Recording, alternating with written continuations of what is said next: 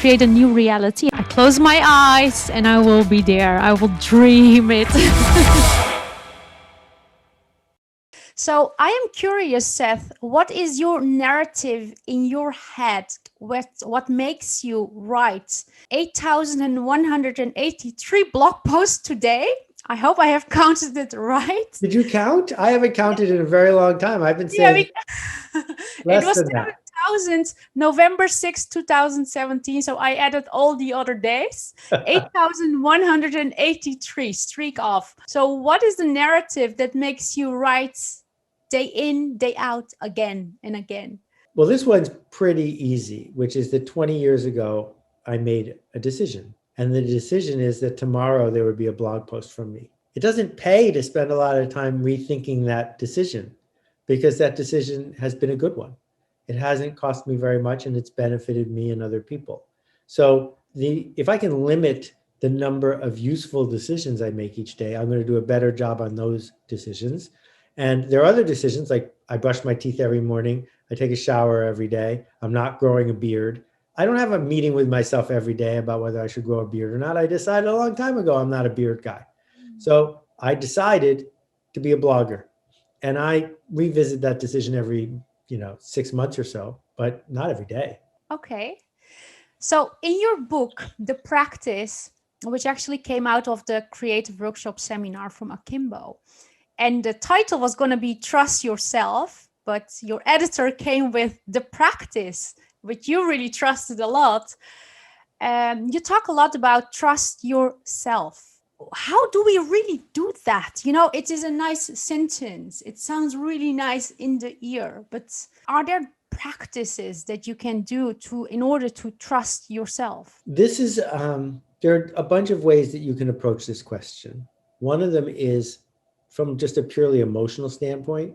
The other one is to be more strategic about it. And my approach is generally more strategic. And it goes sort of like this. Tomorrow is going to happen whatever we do. Is it better to go into tomorrow trusting a voice, a practice, a process, a way forward? Or is it better to go into tomorrow filled with fear and not believing the things that have gotten you here so far? And I think it's pretty obvious if you look at it those two ways, we are better off with the first. That if you're going to get in a bus and it's going to, take you to Istanbul and you're on the bus, you need to trust the driver. If you don't trust the driver, don't get on the bus. But once you're on the bus, trust the driver because it doesn't matter whether you trust the driver or not, you're still on the bus. And so for me, that math says, oh, I need a practice. I need to be able to get rid of my need to control the outside world because I can't trust the outside world. I don't know them. I don't live with them every day. The outside world is the outside world. They're going to make their own choices. So who am I going to trust? Well, I can trust the person who I've been with for 60 years and say, together we have an instinct and a rhythm. Let's persist, even if the outside world doesn't do what we expect. That's beautiful. Thanks.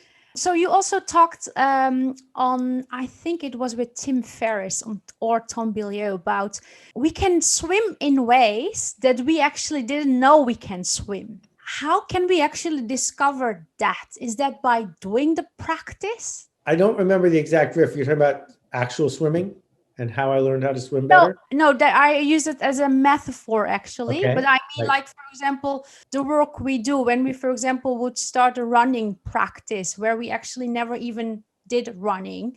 Right. And then we actually find out, wow, we are amazing in speed actually, or long runs. Right. So there's nothing we have ever done where we are really good at it when we start. Why can't we acknowledge that? When it was time to learn to walk, we didn't know how to walk. When it was time to learn how to talk, we didn't know how to talk. When it was time to learn how to juggle, we didn't know how to juggle. So why is it, because of all the media images, that we don't want to start anything unless we think we're going to be good at it from the start?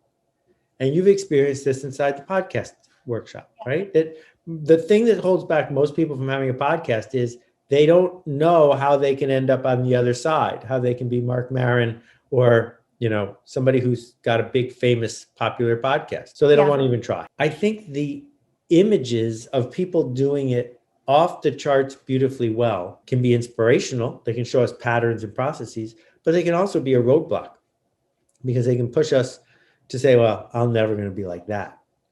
And, I'm happy to tell people the first 100 blog posts that I did, I had 20 or 30 or 40 readers. That's it. How else could it be? It has to be that way. And so if you want to run to the mailbox, turn around and run home. And then tomorrow, run a little bit further. And maybe if you develop that practice in 100 days, you'll have a form of running that people will admire. But you don't have it today. How could you? Yeah.